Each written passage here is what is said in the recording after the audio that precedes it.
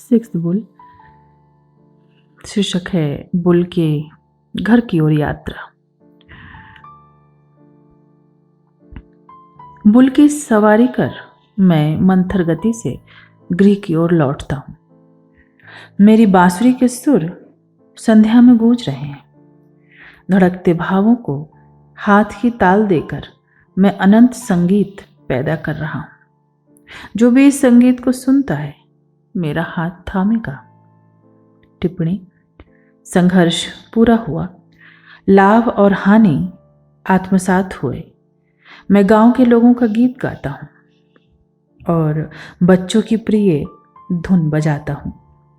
Bull की सवारी करते हुए मैं ऊपर आकाश के बादलों के पार देखता हूँ। मैं आगे बढ़ता जाता हूँ, चाहे अब कोई भी मुझे वापस बुलाने को पुकारो। आज की ज़ेन कथा। जब ज़ेन गुरु काकुआ सम्राट से मिलने गए, उसके बाद गायब हो गए और कोई नहीं जानता कि उनका क्या हुआ। वो पहले जापानी थे जिन्होंने चीन में ज़ेन शिक्षण पाया, पर क्योंकि एक सुर के अतिरिक्त वह और कुछ भी प्रदर्शित नहीं करते थे, अपने ही देश में ज़ेन लाने के लिए वह आज किसी की भी स्मृति में नहीं है। ज़ेन गुरु काकुआ चीन गए और वास्तविक शिक्षा ग्रहण की। जब तक वो वहाँ थे यात्रा नहीं करते थे। पहाड़ों के एक दूरस्थ भाग में रहकर वो निरंतर ध्यान करते थे। जब भी लोग उन्हें देखते और उपदेश देने को कहते, वो कुछ शब्द बोलते और पहाड़ के दूसरे भाग में चले जाते, जहां उन्हें पाना और भी कठिन होता।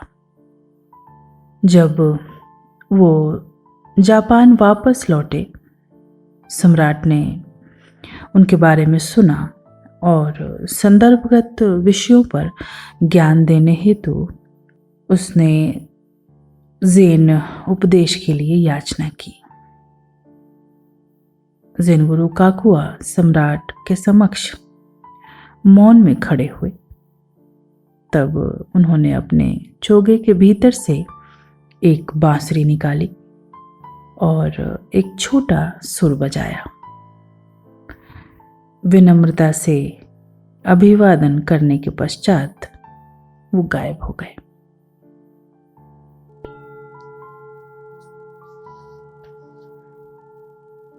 पहले हमने जो आज सिक्स्थ बुल था उसे सुना और फिर ये ज़ेन कथा। धीरे धीरे जब अपनी साधना यात्रा में बढ़ते जाते हैं,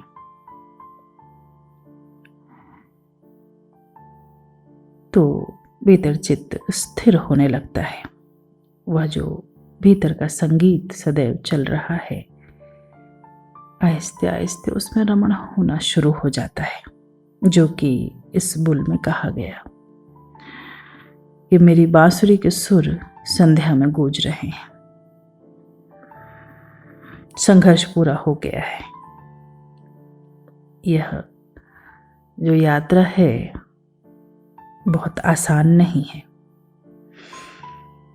जन्म जन्मों के हमारे संस्कार, हमारी पकड़ कितनी ही बाधाएं खड़ी करती है, पर जब ये सुर सुनाई देने लगते हैं तो उस सन्नाटे में फिर शून्य के उस स्वर का आनंद लिया जा सकता है। जैसा कि इस कथा में भी हमने देखा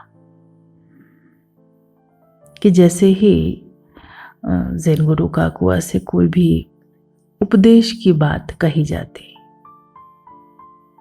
तो बस वो चुपचाप गायब हो जाते। जो भीतर स्वाद मिल गया, बस मिल गया।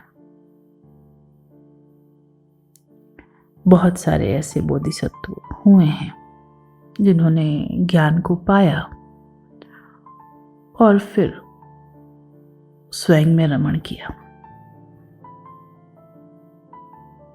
उनमें से ही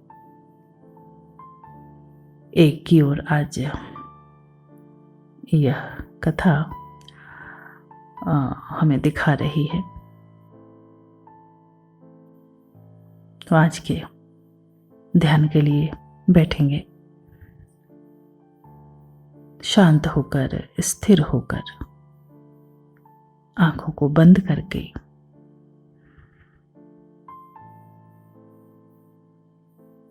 और अपनी जो यह आती और जाती श्वास की लय है उसके साथ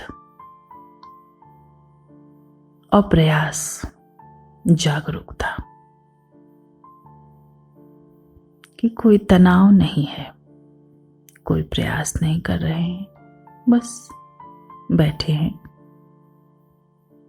श्वास नाक को छूती हुई भीतर जा रही है और फिर छूती हुई बाहर आ रही है। सहज, सरल, स्थिर।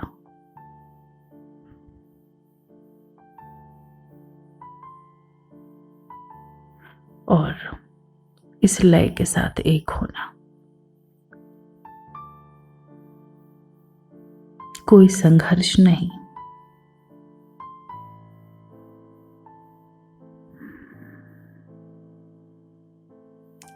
ले जाए विचार इधर उधर, पर फिर वापस आने की कला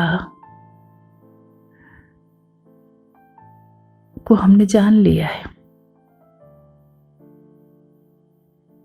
और धीरे धीरे विचारों के बीच